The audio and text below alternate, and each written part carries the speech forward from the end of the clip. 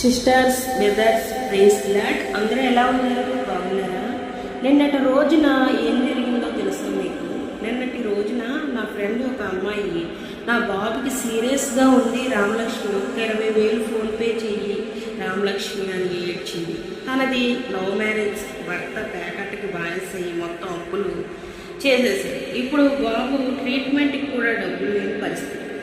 తాను ఫోన్ చేసి ఏడుస్తుంది, ఏం చేయాలో అర్థం కాని పరిస్థితి. నేను ట్రై చేశాను, అవ్వలేదు. ఆ బాబుకి సీరియస్గా ఉంది. ఇక ఒకటే నిర్ణయించుకున్నాను, ఫాస్టింగ్తో మోకరించి ప్రార్థనలో ఉన్నా.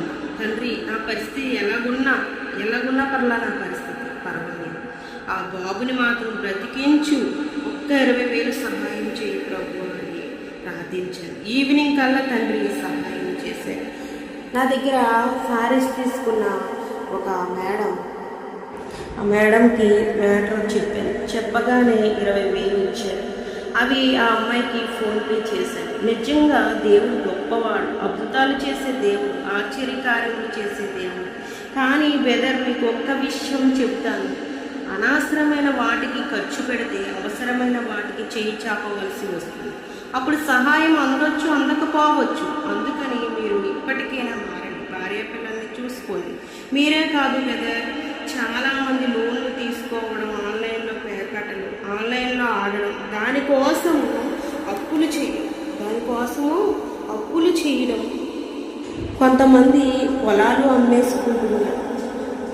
అమ్మేసుకునే పరిస్థితి, ఉద్యోగాల్లో లోన్లు తీసుకొని కట్టలేక అపవాది రాజ్యం. అదే అపవాది రాజ్యం ఏంటి అంటే, ఏదో ఒకటి ఆశ చూపిస్తూ ఉంటాడు.